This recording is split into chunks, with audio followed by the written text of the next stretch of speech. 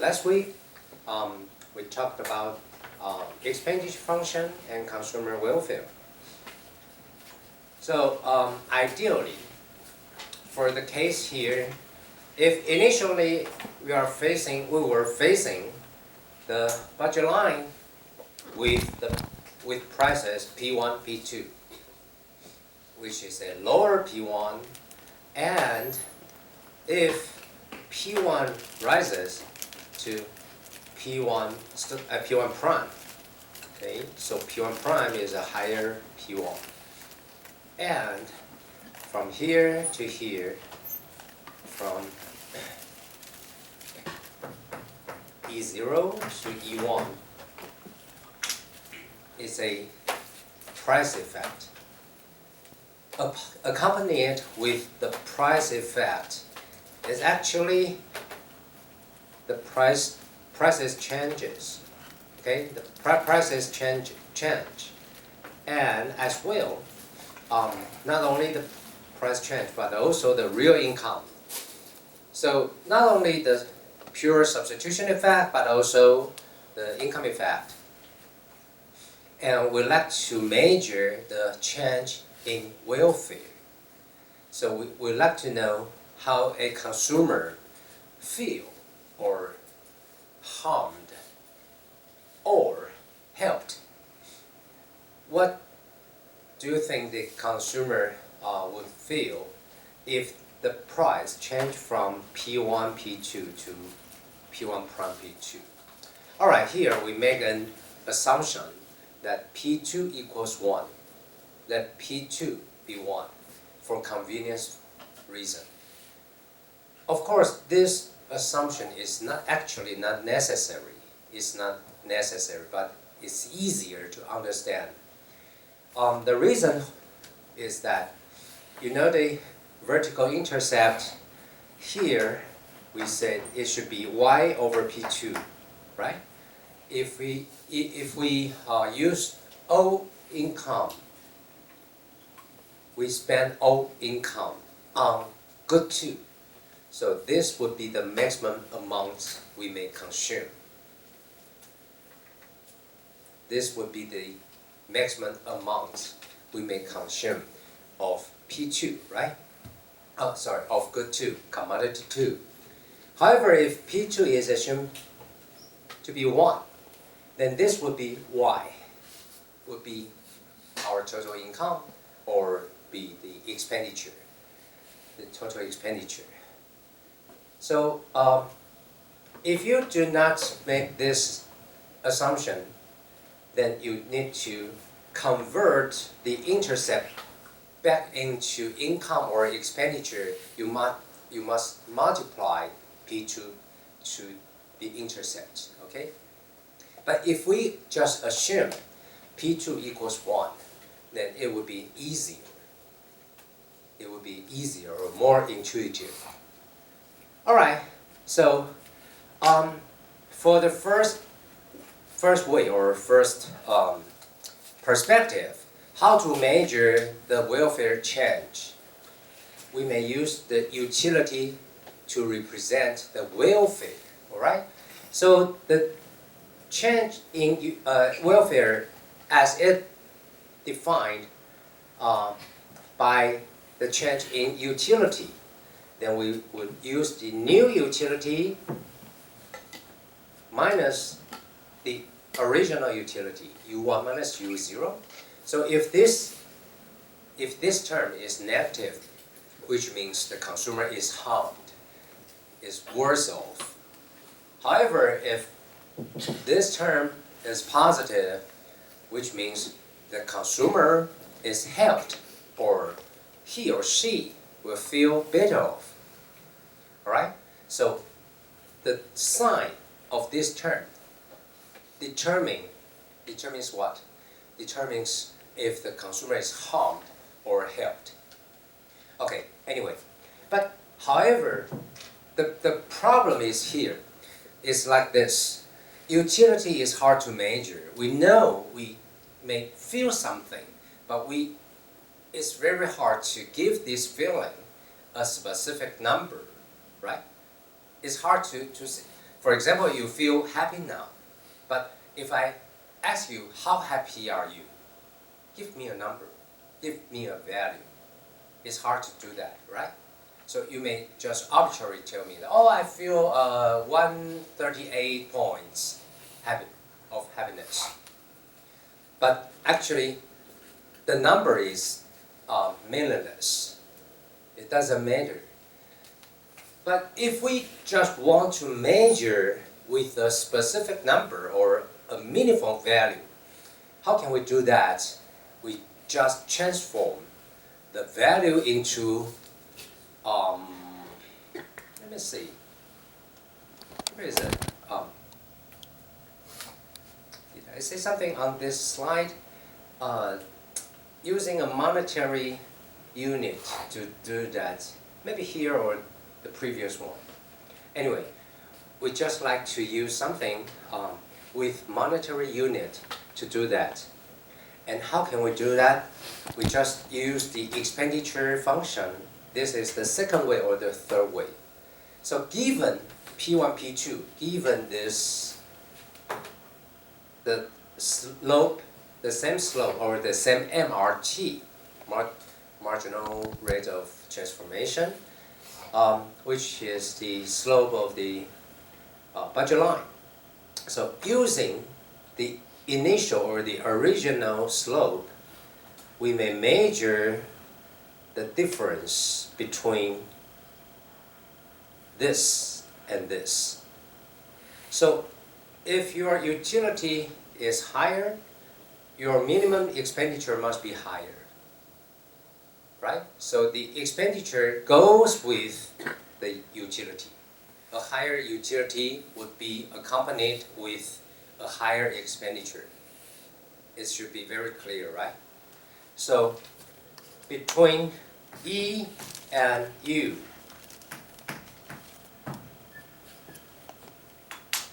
they are actually positively correlated. A higher utility, a higher expenditure. A lower utility with a lower expenditure. So we use the expenditure function to capture the value of utility. Okay? This is the basic idea. Why we just employ the expenditure function to do this.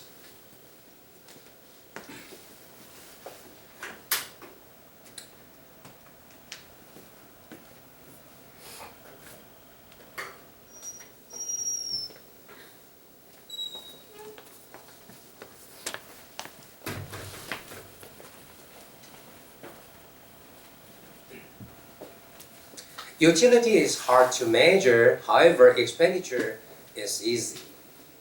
Alright, so how much money do you spend on the consumption? We may have a number, a precise number, to describe the change in or the change on expenditure. Okay, so you see this, the way number 2. Given the initial prices, so we like to capture the change in utility, and we substitute this with the change in expenditure. Okay?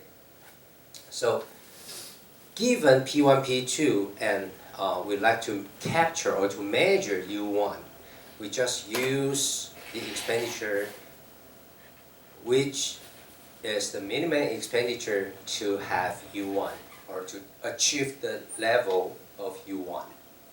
So the expenditure would be the vertical intercept under this assumption. So the vertical intercept is exactly this value. If you do not make this assumption, then the vertical intercept must be multiplied, or we need to multiply what P2. Use the height multiply by P2, so we may obtain this value. Is that clear? Do you understand what I'm talking about? If you do not make this assumption, then the vertical would be y over P2, right? But if you make the assumption that P2 is 1, then P2 equals 1, right?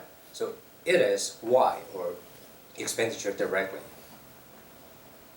So it's just something you need to notice. Whether you make this assumption or not, the difference is just you need to multiply P2 or not. Okay?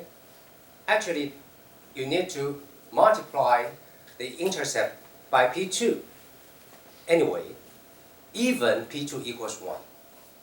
But if P2 equals 1, you times something by 1. It's the same value itself, right? It would be the value itself. So it's easier to see this. So this term minus this term is one way to capture the change in welfare. Okay? So if this is not practical, we cannot implement this because it's something analytic or something imaginary, something unreal. It's because it's almost impossible to measure the value of utility, but it's easy to understand that we may measure the expenditure. So this is a substitute way to do that. And another way is given the relative prices by P1 prime P2. So we use the new P1 prime P2. Use this to capture the distance between U1 and U2. So this will be this one minus this one. All right? So either way, the second or the third,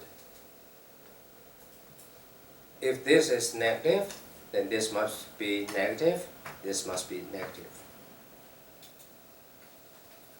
Okay? And you will see with P1, P2 and the utility requirement to be U0, then the expenditure would be precisely the same with this one, P1 prime P2, but this time the requirement would be U1. So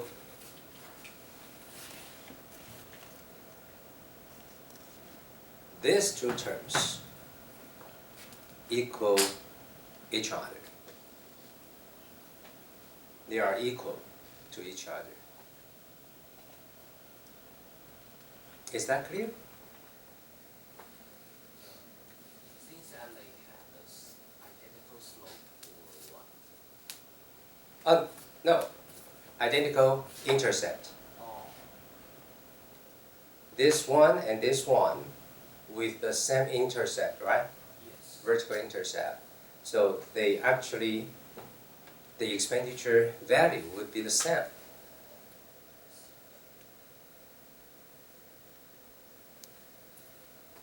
So you'll see here, if we just substitute this term into this, then you will get the formula on the slide. Okay? But I would prefer if you just put down these two terms on your slide. It will be more clear. It will be clearer, sorry, it will be clearer. Either use the initial relative prices or the new prices.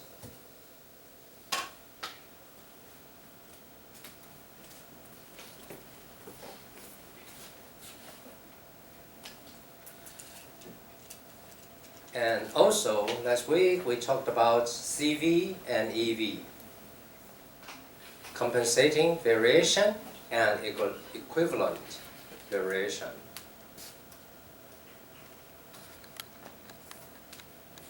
So given the change from P1 to P1 prime, Lao Wang, if Lao Wang is here, is the consumer, how do you think Lao Wang would feel? It's better off or worse off? He'll be worse off, right? Lao Wang feels worse off, so if I want to persuade him, convince him, so that he would like to be in this environment with P1 prime P2, then there are two ways to make him to accept that. One way is that, okay, you just go there and I will raise up your salary so that you will feel the same as you were here. Okay? So it would be compensating variation. So this would be the new environment, and I compensate Lao Wang with some amount of money so that with P1 prime P2, and he would feel as the same utility level as before. And we call this CV, compensating variation. So the amount we need to compensate Lao Wang would be this part. Okay? And this will be CV.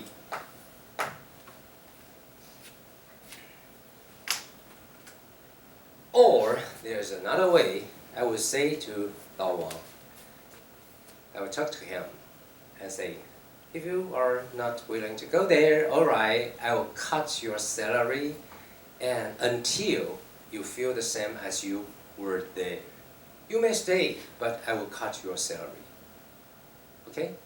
So you may stay in this environment with P1, P2, but I will cut your salary until you feel the same as you were there. And this will be EV, equivalent as you were there, right? So this will be EV part.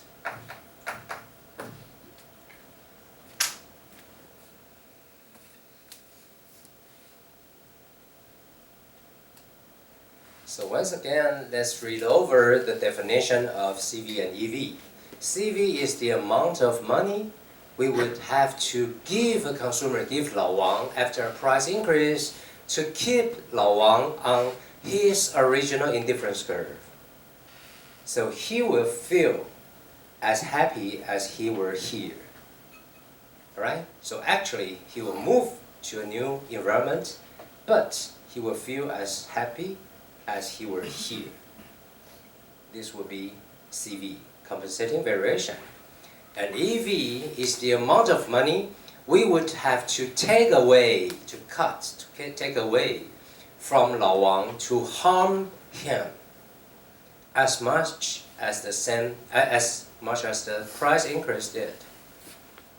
Okay, so Lao Wang may stay in the initial or in the original environment.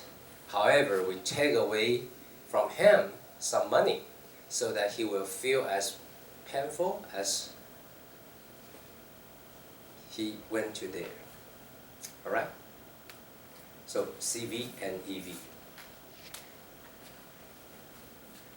And which one do you think correspond to CV and which one do you think correspond to EV? The third way is corresponding to yeah, CV. CV, right, good. This corresponds to CV because we apply the new environment variables, right? P1 prime, P2. So actually he went there, he goes there, actually he goes there. However, we just compensate him to back to U0. And this corresponds to EV, the idea, the concept of EV, because we just make him stay here. However, we take away or cut his salary so that it would be the same as he went there.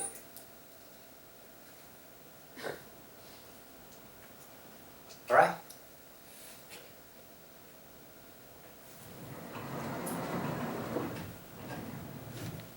Now let me give you an opposite situation. So initially, P1 is higher and P1 prime is lower. So initially, Lao Wang feels like this. This would be U0, and then you feel as good as this, U1. So from here, E0 to E1 is the price effect. And now, what would be the CV? Do you think Lao Wang wants to go to the new environment or not? Whether Lao Wang wants to go there? Of course, right? Because he would be better off if he goes to the new environment, the new city. And the CV would be, alright, now you go there, but I want you feel as happy as you were here. So we need to cut to take away some salary from him, right? So this time, this part would be CV. This will be CV. Okay, CV compensating. We want to compensate the consumer. We want to compensate Lao Wang. If he feel harmed, then we compensate him a positive amount of money. But if he feel helped or happier or better off, then we need to give him a negative amount of money, which means we take away from him. Okay, so this time we take away some salary from him so that he will feel as good as he were here. But another way, I would say, Lao Wang, you don't go.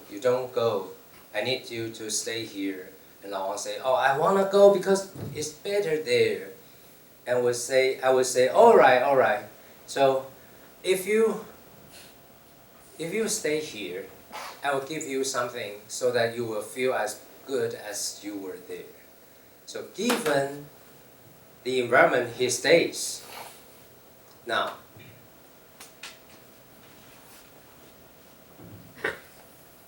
oops.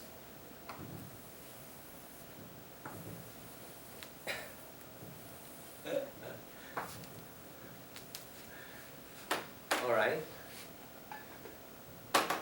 I just raise up his salary by this amount so that he would be willing to stay. He would be willing to stay. All right? So think about this. If you ask someone to go to a new environment which is better than the original one, of course, he is happy to go. But if you just want to compensate him, to make him feel as good as he were here, so you need to take away some money from him and make him go. Okay, you just go, but I will cut your salary. And he will be happy, right? Because if you cut not this much, you just cut a little bit, and all right, you cut a little bit to here, and, sorry. All right, sorry, my fault. This is the original one, and the original salary, and now you want to go there. You want to go there with a new environment variable. And I said, okay, I cut your salary a little bit, but still, he will feel better than U0, right? Even this budget line, he may have an indifference curve between U0 and U1. So he still feel good until I cut this much money. And he will say, all right, it's indifferent for me to go there or stay here. So this is the CV. And EV, which means I don't want him to go there. But he is so eager to go there because he will feel happy. From U0 to U1, he will feel much better off. Then if I want him to stay, but I don't want to force him to stay, I need to give him something, which means I will give him an increase in salary so that he will feel as good as he stayed in the original environment, right? So these two cases, one is for the price increase and the other is for the price decrease. Okay? So in this case, P1 is higher and P1 prime is lower. So he is now willing to go to the new environment, but by contrast, he is very happy to go to the new environment. So the concept of CV and EV just reversed.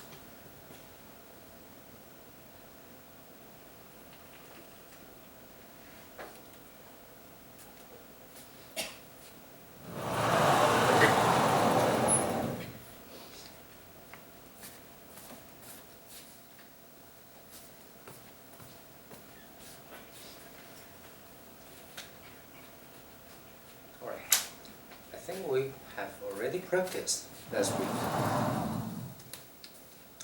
Now,